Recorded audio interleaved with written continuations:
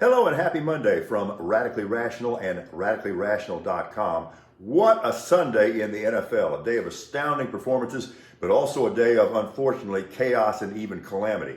That doesn't go for the Cowboys. They had it going on in all three phases yesterday in that win over the Rams. By the way, in the first game in NFL history that has ever finished by the score of 40-23. Dak was great, 4 touchdown passes, really using his legs effectively. Yeah, he threw that one pick in traffic, but that's just kind of what's going to happen here.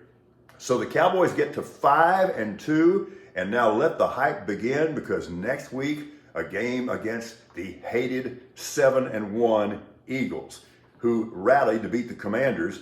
A.J. Brown is the best receiver in football right now. He has 125 plus receiving yards in 6 straight games, and that's an NFL record, and he is on pace to break the NFL single season yardage receiving record. We'll keep an eye on that. Yesterday, he caught 8 balls, 130 yards, and 2 TDs, and they got one from Julio Jones as well. Sure, I'm sorry the Texans didn't win. They could have won that game against the previously winless Panthers, but I will tell you this. I'm still really bullish on the Texans. This is bright. I saw those 2 quarterbacks yesterday. The Texans got it right. Well, a torn Achilles is now officially the NFL injury of the year, and I feel horrible about this. Kirk Cousins takes way too much crap. He is an excellent NFL quarterback, and he was off to a great start, even when his team, the Vikings, were playing poorly at the beginning of the year, and he was tearing it up again yesterday at Lambeau before he went down with the Achilles, and it was a gruesome-looking injury. Wow. Now consider this. What happens now, because Kirk Cousins is a free agent at the end of the season? So the Steelers are sweating out the condition of Kenny Pickett. They're down to Mitchell Trubisky, which is not always a good thing. And I hope the Giants' Tyrod Taylor's okay. He's hospitalized with a rib injury. And with that, the Giants are just flat out of quarterbacks. Tomorrow is the trade deadline. What happens with Derrick Henry? And speaking of the Titans, ripping off those sweet Oiler throwback threads was a crime against humanity. But Will Levis stepped in for Tennessee to get the win over the Falcons. Always a flavor of the week in the NFL. This time, just in time for Halloween, it's the black and orange Bengals. Fear them on both sides of the ball. That defense is excellent, and Joe Burrow is just a bad, bad man.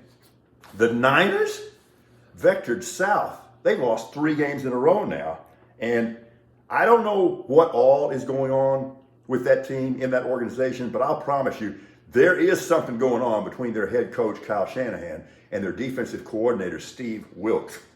I don't think either guy is pleased with the other. All right, so a week ago, we thought the Chiefs finally had their offensive problems straightened out. Now they go to Denver and just lay an offensive egg yesterday as the Broncos beat the Chiefs after 16 consecutive losses to that team. Patrick Mahomes really didn't have a chance yesterday. That was difficult to watch. And who'd have thought this with the Chiefs? That wide receiving core is often absolutely awful. So tonight, Lions and Raiders take the Honolulu Blue. And the Chargers and Justin Herbert, they get off to a perfect start last night against the Bears. Of course, that happens a lot. Now, one little downer thought here before I leave you and wish you a good Monday. Do you realize that this is the final week of the high school football regular season? That just freaks me out and gives me the creeps. This stuff flies by way too quickly. Happy Monday. Stay warm. We are radically rational.